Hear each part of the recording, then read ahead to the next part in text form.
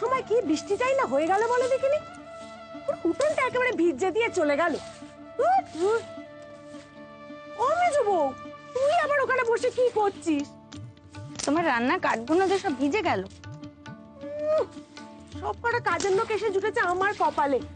তোর যা প্রাণে চাই তুই তাই কর, কোনো কালে তোকে কোনো কিছুতে বারণ করিনি।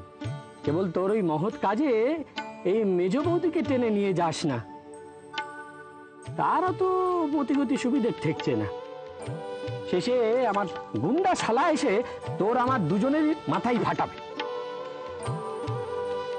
মেজ বৌদি, আপনি শুধু আমায় ভুল বুঝলেন। সে কি আর মেজদার ভয়ে বলেছি?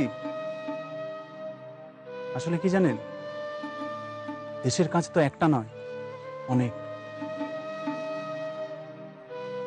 বাইরে থেকে তো শুধু 200 বছরের পাপ ধ্বংস করতে হবে, আর ভেতরে যে হাজার হাজার বছরের পাপ অন্যায় বাসা বেঁধে আছে, সেগুলো থেকেও তো মুক্তি পেতে হবে। ধুয়ে মুছে সাফ করে দিতে হবে সেগুলো। মেয়েদের গিয়ে বোঝাবে কথা। যুগ যুগ ধরে যাদের পৃথিবীর সব রঙে রসে আলোয় বঞ্চিত করে পাথর করে তোলা হয়েছে, তাদের বোঝাবে এ কথা?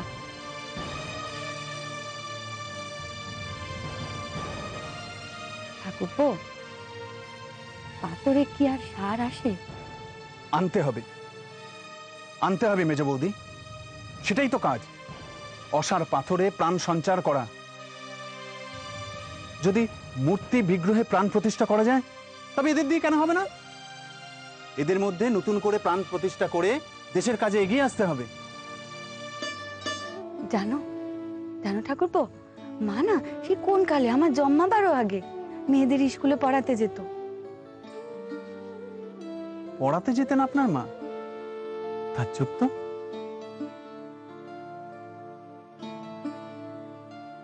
সে তো অনেক আগের ব্যাপার, তখন তো সমাজ আরো অনেক কড়া ছিল। জানো, মা না কাশিতেও একখানা মেয়েদের পাঠশালা খুলেছে। ওখানকার পণ্ডিতেরা অনেক বাধা দেওয়ার চেষ্টা করেছিল, কিন্তু পারেনি মাকে আটকাতে। আমার মাকে আটকাতে পারেনি। তুমি বুঝবে তাকে।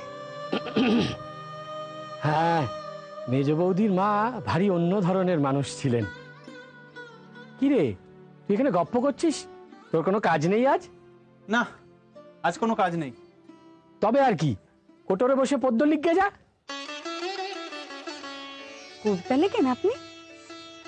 আপনি নয়, আপনি নয়, এই তো বেশ তুমিতে ছিলেন বৌদি। আবার আপনি কেন? লিখছিস তো সেই ছোটবেলা থেকে। বুঝলেন মেজ বৌদি, সেই 12 বছর বয়সে দেশমাতা নাম দিয়ে ইয়া বড় একটা কবিতা লিখে ফেললো। কি গিন্নি, তোমার এই ঠাকুরপোর গুণপনার কথা মেজ বৌদিকে এখনো বলনি? এবার কাজ পেয়ে গেলি, যা ঘরে যে কাজে লেগে যা। মেজ বৌদি, এবার বুঝলাম কেন পাগলকে সাঁকো নাড়াতে বলতে নেই। আমি বলছিলাম কি না, জামাইবাবুর পক্ষে কাজটা ভালো নয় গো। দিনে রাতে জিরেন নেই, সব সময় খালি ভয় ভয় কাটাতে হয়। ও দিদি, দিদি তুমি রাগ করো না, আমি সেই ভেবেই বললাম তো। কে যে কি ভেবে বলে তা আমি সবই বুঝি। হ্যাঁ গো সরত্তি, জামাইবাবুর হাতে ধরা পড়েছে কেউ? পরে নিয়ে আবার গাদা গাদা।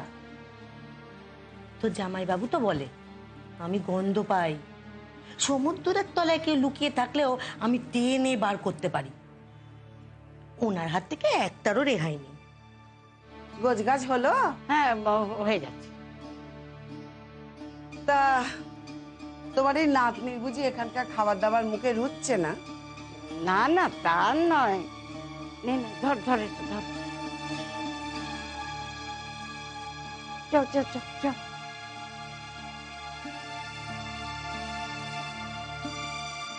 বাবা, একেবারে ঘাড়ে চেপে বসেছি।